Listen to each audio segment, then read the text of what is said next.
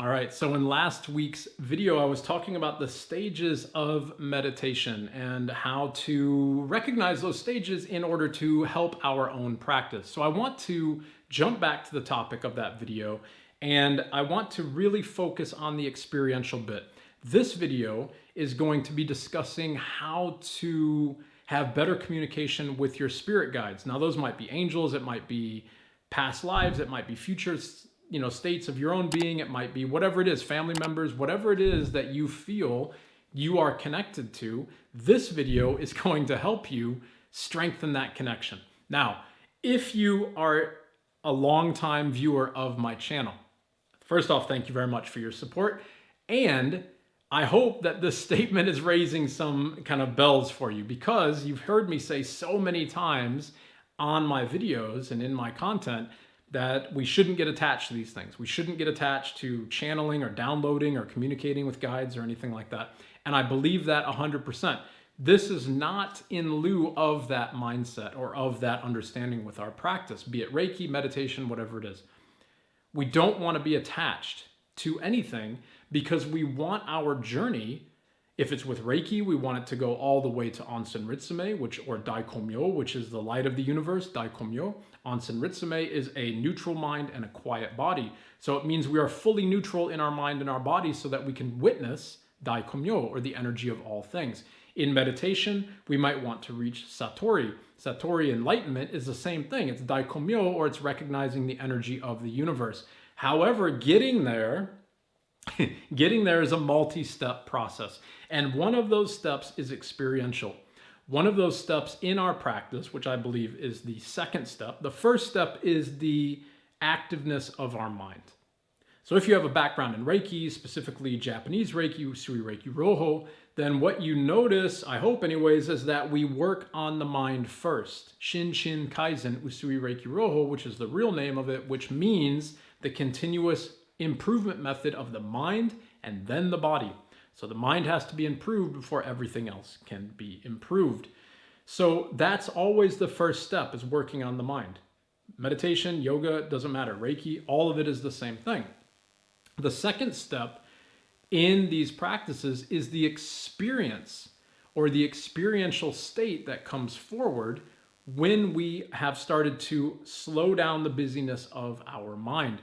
So this is when we can start to maybe recognize, if you will, other aspects of ourself. So we might recognize colors, we might feel things in our body, we might hear voices, we might see angels, we might see all these types of things. Now, in all of my other content, why I'm saying we shouldn't get attached to that is simply because of this. We want to continue on the journey, right? But sometimes we will be in a position where we are really suffering, where we really are looking for guidance, where we're really needing help in this experiential moment of our practice, because maybe taking that next step is really difficult. So see, it's still not this idea of attaching. We're not sitting down to channel anything. We're not sitting down to make a communication with anything. But when that comes up, it's also an opportunity for us to advance in our practice. Maybe it's an opportunity for us to learn. Maybe it's an opportunity for us to grow and evolve. From a Reiki perspective, and this is what I think is really beautiful about these ideas of communicating to guides and so on, if we think about Reiki as being the energy of all things, or put Reiki aside, it doesn't matter.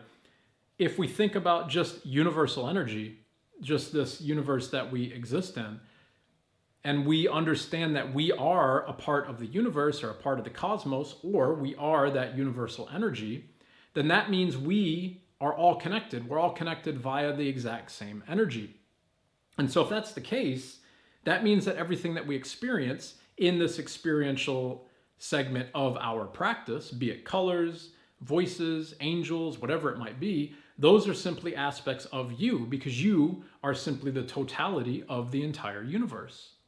See, so there's a reflexivity here, which is really, really beautiful. And if we are not attached to it, then we move with it, right? But in this idea of movement, of course, there's going to be moments of friction. There might be things that you need to heal from. There might be things that are really difficult to release, and so on. So here's what I do to really strengthen And I do mean strengthen, but I don't mean that from an attached perspective, because this is giving a bit of a duality here. Strengthen means I'm going to do something to make it more powerful. What I mean by strengthen is I'm going to utilize a very powerful tool to make my mind more quiet. My mind is the barrier, or the busyness of my mind, to be even more specific, is the barrier between my first step and my second step of my practice. The first step being the busyness of the mind, and the second step being the experiences that are going to come forward in our practice. So here's what I do. If I know that I'm sitting down and there's something that I've got to work on, I want clarity on something, I would like some insight, I've got something I'd like to try to release, and so on. For me, I think the most important thing here is to not make specific demands. So quite often when I coach people through this, people are saying like, I channel all the time, but none of the results come forward. Or I don't understand how people can hear these things from other, guides or whatever in their meditation practice and get these results. I don't get any results. The first thing I ask is, how are you phrasing your statements? How are you phrasing your practice? When we're in that busyness of the mind, when we just sit down, that's when you can give an affirmation statement or frame or phrase your practice for the evening. So in that busyness of the mind, one person might sit down and say something like, in this practice, I want to understand this, whatever that may be. I want to understand how to progress in my career. I want to understand how to release this trauma, whatever it is, doesn't make any difference. The problem here with these type of statements is that they're too specific. So it's our ego and our mind that thinks we know what we actually know. It's our spiritual body, our real self, that knows what we are going to figure out. So we need to surrender to that. We need to let go of the idea that we can demand anything of clarity, anything of guidance, anything specific at all, because that might not be the path that we're on. Okay, so I hate to break anybody's bubble here, but that simply doesn't work, because that's our ego. That's our want. We can't take anything from the universe because we already are the universe. So we have to give to the universe, right? So we have to give our neutrality, we have to give our energy, we have to give our presence, we have to give our love and our heart back to the universe. And only in that frame of mind and practice will the universe return to us.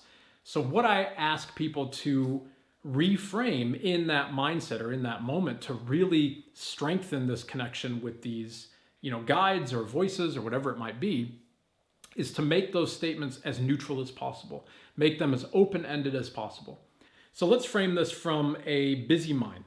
So a busy mind might sit down in the practice and might say that I need results on this thing in life. Whatever that may be, it doesn't matter. You can fill in the blanks. This is all I. I need, I want, me. Like a little kid.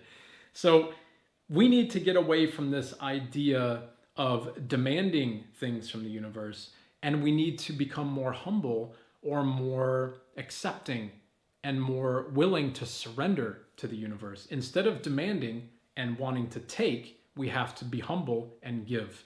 We have to give our heart, we have to give our mind, we have to give our body, we have to give our love to the universe without wanting anything back, because that means that we're not attaching. That's what I'm always saying in my videos, and that gives us the space to listen here as we channel or as we get this information that we need. So instead of saying something like, I want this tonight, I need this clarity in my practice, I need to understand this thing. Let go of these I needs, let go of the I want, and instead maybe approach it with something like this. In tonight's practice, I will work my best to be as humble and neutral as possible. I open my mind and my heart and my body with love to the universe, and I surrender to your wisdom. If it is in my frame of reference or my need or my trajectory to understand how I can progress further in this, whatever it may be for you, then I welcome that wisdom. If that is not where I'm meant to be at this moment, then I fully surrender to the wisdom and the guidance of the endless love and bounty of the universe. So See what we've done, and you can use that language, of course, however you want. And I'm just making this up as I go because every night that statement is going to be a little different. The key points are surrender, let go. I don't need to know what I think I need to know. What I want to do is show up with love and kindness and gratitude to whatever it is you, the universe, may believe that I need to know at this moment. That's what I want to listen to, not what I think I need to know. If we flip those things on their head, if we change our statements from this idea of attachment and demands and needs and wants and outcome and profit and all of that type of stuff, if we change all of those over to surrendering, letting go, being humble, being loving, being kind, being neutral, then we will start to receive whatever information it is that we need at this moment, which is always for our highest good. That is where we can go to strengthen this connection and this understanding with our guides. If we frame things in that perspective, then we're free to launch into whatever it is our practice and the universe deems that we need to learn at this moment. And when there's nothing to learn, then guess what? In the previous video, there were 4 stages to the practice. There was the busyness of the mind, the experience, the nothingness, and then the transcendence. Well, if there's nothing to learn that day, then you're already at stage 3 at least. So just enjoy the ride, just enjoy the practice. We don't have to always be learning. We don't always have to be channeling and downloading and understanding all these types of things, because all of that at some point is still a form of attachment. If we are meditating to connect to guides or to angels or to download or whatever it might be, then we're missing the point. The point of meditation, the point of Reiki is not to experience something. The point of all of these practices is to be neutral, to be fully neutral, to work our best to let go of everything. Even the idea that we can channel, even the idea that we can talk to angels or whatever it might be. Because remember, all of those things are a part of you already. So if you are actively engaging in any experience in your meditation, then that means you're attaching to a part of your being, which means you cannot be fully neutral. We are always working towards neutrality. If you're there or not, that's not the point. The point is move towards neutrality. So why is it that we might want to channel or we might want to get information? Because we're human. Because at some point we are struggling, right? At some point we have barriers in our active physical body, our active physical mind, our active spiritual body. We have barriers and limitations and traumas and all of these types of resistances that we don't know how to let go of at the moment. And we might need a little bit of attachment to our story, a little bit of attachment to our practice, a little bit of attachment to our guides, whatever it might be, in order to get a little bit of clarity that helps us move back to neutrality.